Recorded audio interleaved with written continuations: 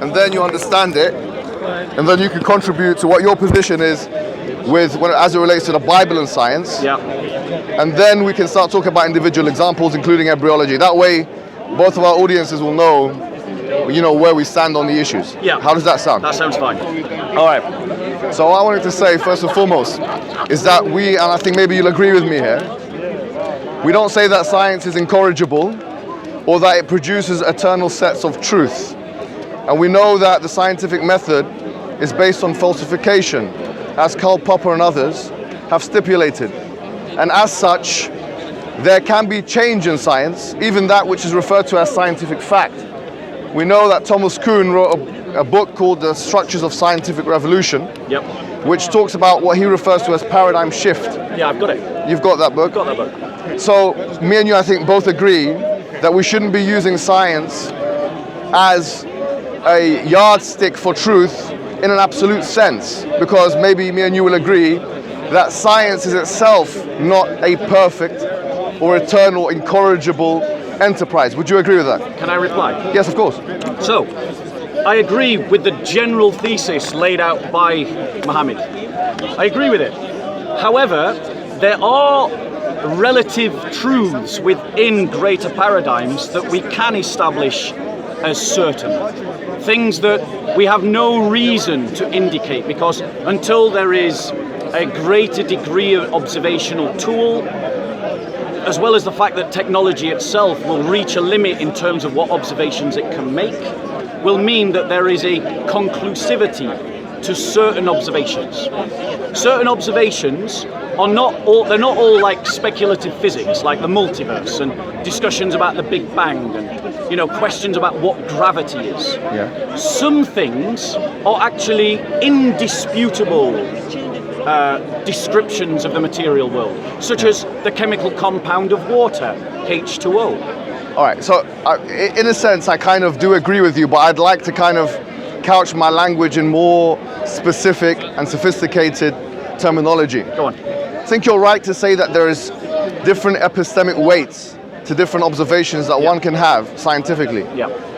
But I would use it on a scale of probability. So Which is exactly what science does. Yeah, exactly. So for instance, like if I say that men have XY chromosomes and women have XX chromosomes, that to me seems a more certain fact than string theory, for instance, because string theory is new. It hasn't had the same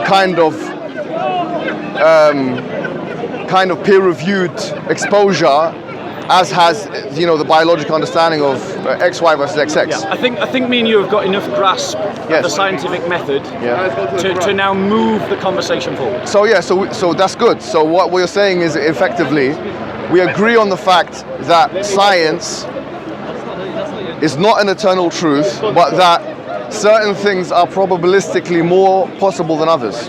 Yes, and that some observations we have no grounds to dispute. Would you agree with that?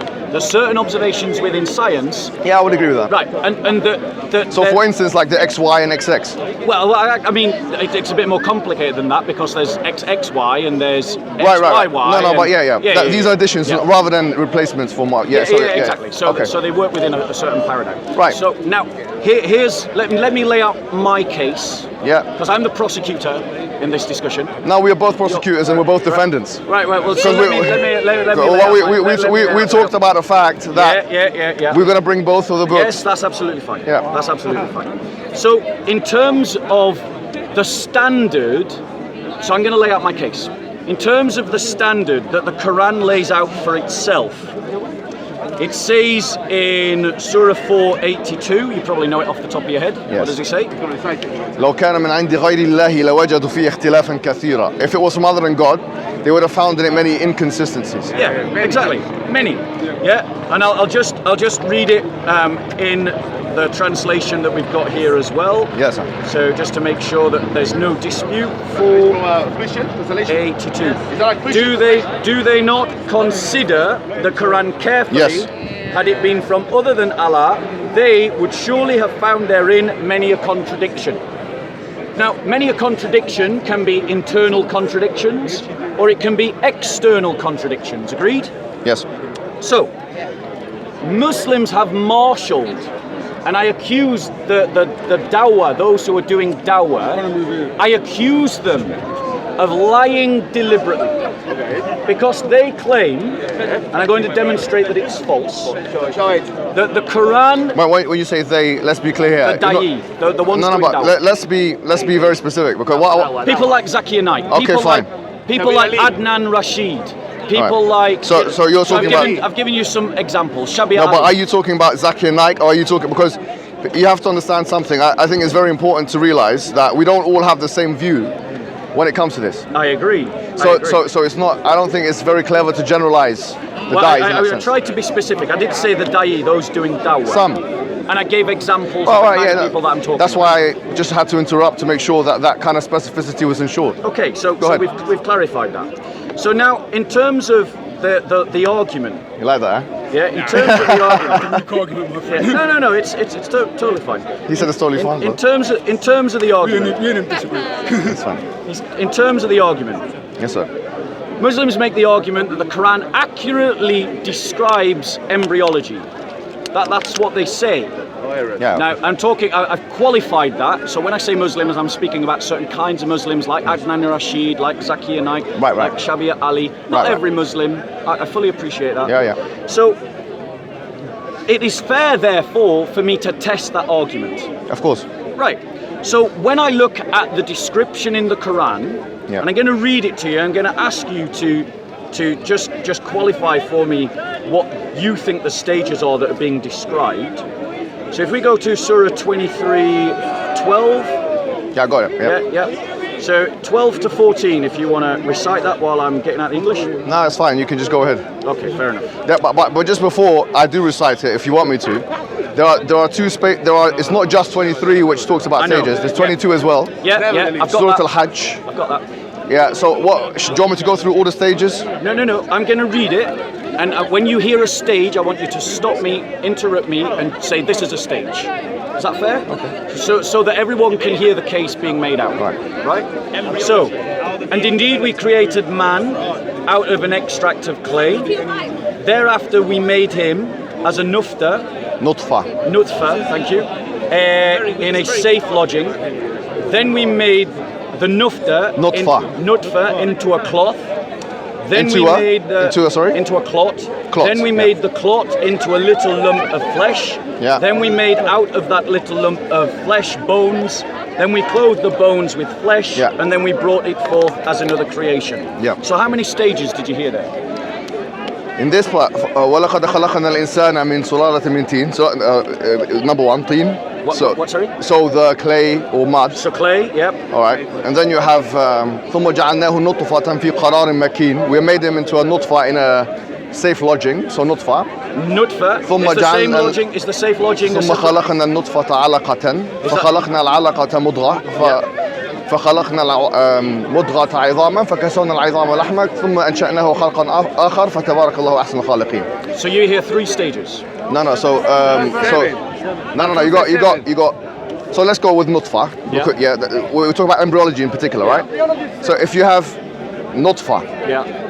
then you have mudgha. Which is? Mudgha is a lump. Yep. And by the way, on this. No. We're just going through the stages. But I have to. No, I'm doing it. But you have to let me say what it is. Yeah. In chapter 22, it says about mudgha. Yep.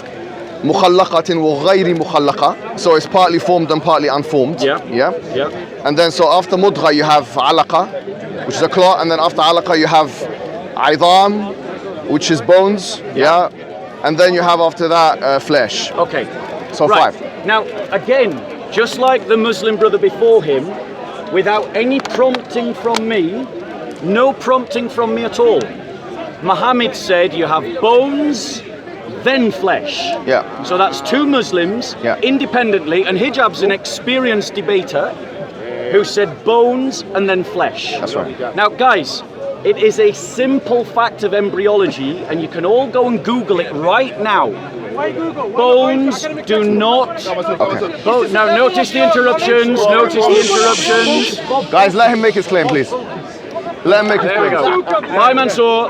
Bye, Mansour. Bye, Mansour. Mansour, do you not think that hijab's big enough to stick up for himself? Yeah, we don't. Yeah, I don't think hijab needs your help. keep going. But if you want to come into the debate, stand there. No, I can't. Just we'll stand do it. here. Can you continue? Why are you waffling? I'm going to correct it every now and then. Carry on. Right. So, guys, I challenge you now to go away and research it yourself. No embryologist argues that bones become flesh. Not Okay. anyone that is respectable. Okay. Except Mansour. Sadly, this is why I have to raise my voice. No problem. I didn't want to, but I'm going to have to. I'm going to have to raise my voice because of Mansour. It's a shame because me and Hijab were having a nice conversation. Until Mansour turned up. So I'm not, all you're doing is delaying the argument. I'm still going to say my point, Mansour. Hurry up. I'm waiting for him to show up. I'm waiting for him Bob, to show you've up. made your point. I haven't finished my point. I haven't made my point. All right, guys, be quiet, please. Let him finish his point because we have nothing to hide here. We have nothing to hide here. Let him finish his point. He said there's no references. We're gonna just explore that. So the fact of the matter is, without any prompting from me, Hijab has said bones then flesh. Yes. And it is a fact, ladies and gentlemen, a fact that you can check for yourselves that bones and flesh grow together. JC, focus. Okay? I They know. grow together, they grow at the same time. Guys, calm They down. grow at the same time. Guys, calm down. From the mesoderm. Guys, calm down. Yes, So complete. when the Quran says that bones grow with flesh, it's wrong for two reasons. Yes, sir, go ahead. Firstly, Yeah. there is no ossification at this point. It's cartilage. It's not bone. That's false, brother. Ossification comes That's- later. that's actually false. Comes later, and Yeah, it yeah. isn't that the bones grow independently from the flesh. By the way, that's- they grow together. Okay, Are you interrupting? okay. They grow together, and this is why the Quran is wrong because right. it stages it, and he admitted it. Fine. Bones then flesh. Your response? Okay, he said there's no ossification. Ossification is when bone forms, and this is also referred to as osteogenesis, okay? He also said bones then flesh. Now let's be very clear. The word bones in Arabic is idam. Now the word in the ayah was idam. The word idam in the Arabic language includes cartilage, by the way. How do we know that? If you look at the Arabic lexicons, and I can give you the names of them if you like. I'd like you to pull it up. Yeah, Show it's us. Lisan al-Arab from Ibn Manzur. Yeah, no, can you pull it up? Can we see it? Yeah, I can. Yeah, let's pull it up. So for example, I'll read it exactly as it says in the lexicon, right? Yeah. So basically this is what Ibn Manzur says in his lexicon. Well, it says Al-Fayruz Abadi mentions. Al-Fayruz Abadi is another Arabic lexicon, okay? Al-Khudruf, and this is, he died 817 Hijri. Yeah. Al-Khudruf wal-Khudruf kullu azmin. Guys, please, I'm quoting it. I'm quoting it by the word. So there's no one here gonna say, get me a reference. I'm quoting it. He says, Al-Khudrufu kullu azmin rakhsin yu'kalu wa huwa marinu al-unfi wa nughaddu al-katfi wa ru'us al-asna'. Yeah, and this is in, I'll tell you exactly where it is. It is in Fayruz Abadi's Qamus al-Muhit, volume 1, page 840. Any issues? So yes, I have an issue. Okay, no, please, let me finish. Yeah, I'll let you finish, but I have an issue. Now, Yes. now that we have established, have we not, with references, have we not, that al-ghudruf, which is cartilage, is bone and cartilage can be used synonymously. He said that ossification doesn't happen. That's absolutely absurd. No, I didn't say that. No, he did say at this point, he did say that. He didn't say that. He said No, he didn't say that. no. Now he's making scientific mistakes. He said there's no reference as well. All right, so excuse me. He said, guy, calm down because he's saying that there's no reference. I've got a book called The Fundamentals of Human Embryology. Be quiet, please. The Fundamentals of Human Embryology. Printed where, please? Okay, I'll tell you. Page 148. This is a book that is used by biologists in their first or second year, and this is also a book that is used by medical students Where? and others. It's a book called The Fundamentals of Human Embryology. We'll look at it. It might be Oxford University Press. I'm not going to give you like a full bibliography. Now you're being a bit ridiculous. Now, page 148. I'll give you that one. All right, look, page 148. Listen to what it said. Soon after the cartilaginous models of the bones have been established, the myogenic cells, which have now become myoblasts, aggregate to form muscle masses on the ventral and dorsal aspects of the limbs. These muscle masses in the relevant compartments form the flexors and extensors of the joints. Rotator muscles are also formed so that flexors and pronatators are related and extenders are and supinators are related. Now this is very, very clear to me, and it's actually a reference. Let me just finish. No, please. When somebody is a layman when it comes to science, and is a layman when it comes to philosophy, and is a layman when it comes to Islamic theology, and is a layman when it comes to the Arabic language, has the audacity to come and stand. Wait, excuse me. Calm down. Has the audacity to come in front of. No. Let me finish. Has the audacity to come in front of me, making two false claims. The first of which is that the Quran has said. Hijab. Let me finish. He said it on the camera. He said it on the camera, and this is at the age of technology. He said ossification doesn't happen at this stage. That's false. That is false. Osteogenesis. He did not say that. Well, we can rewind it. Okay. We can rewind it. Excuse me. Ossification does take place by the admission of the authorities, and that's what people are using in the universities all across this country. Number two. No. Number two. Excuse me. Let me finish. I gave you a reference. Let him finish. So Number two. Why when you saying that to Mansour? Number two. You're going on too long, Hijab. Let him talk though. This is not fair argument. Now, this is why we need to do it time. This is why we need to do it time. Okay, no. Let me finish this point, and then then you can do it time if you like. But I'm just making one more point, and then you can say what you like. Sure. Number two, فَكَسَوْنَ الْعِظَامَ لَحْمًا is the only interpretation in the Quran that the fa is chronological or ta'qib, meaning is it chronological? No. There are two interpretations in the Islamic understanding. One of them is that it is chronological, and the other one is that it's not chronological. And Ibn Rajab al-Hanbali, he takes the view that all of it happens in the first 40 days. And he mentions that in his sharh of the hadith of إن أحدكم ليكون في بطن أمه 40 يوما مضغة علقة نطفة ثم يكون علقة بعد ذلك ثم يكون مضغة بعد ذلك. And then he says, and then because excuse me, hold on. No, hold on. This hadith says, and wait. Let me finish. Let me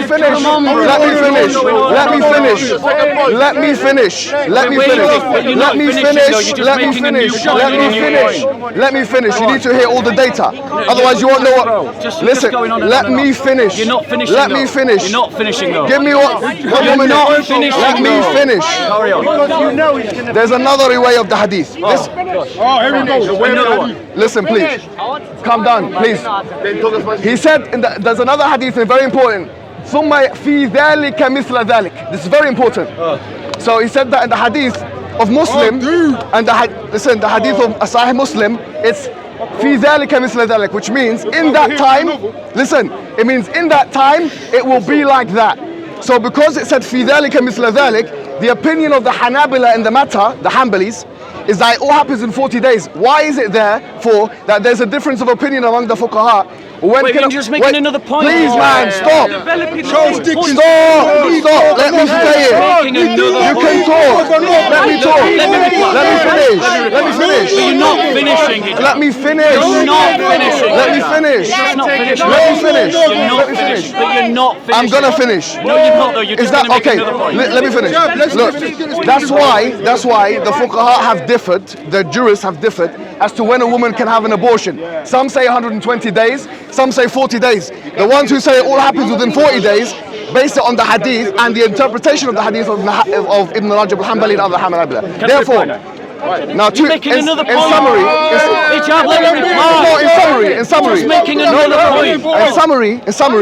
summary, number one, the interpretation of chronology is not consensus. Number two, even if we say it is, it includes the cartilaginous models, and that is what, according to this book, which is an authority that all of the doctors are using, is actually happening. Ossification and mesogenesis are happening at the same time, and that means to say that the cartilaginous models are moving in the way that the Quran says. You have nowhere to go. Okay, so now let me reply. Okay, we're just going to change the battery.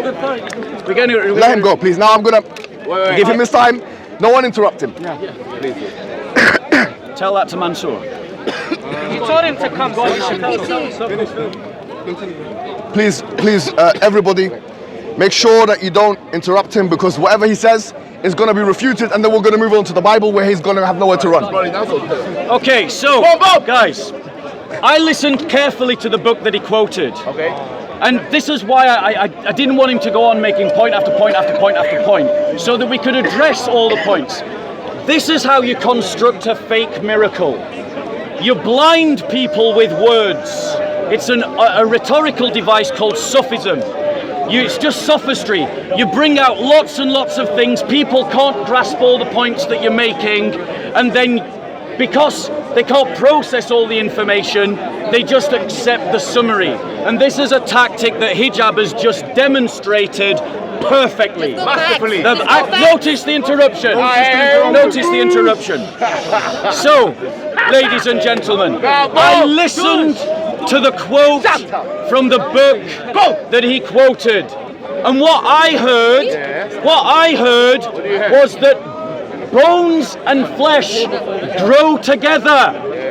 But if you remembered, when I asked Hijab to name the stages, he said, and you'll see the flashback on our picture on Soko Films, he said that bones came before flesh. He did. That's what he said. Yes. So he said the bones came before flesh.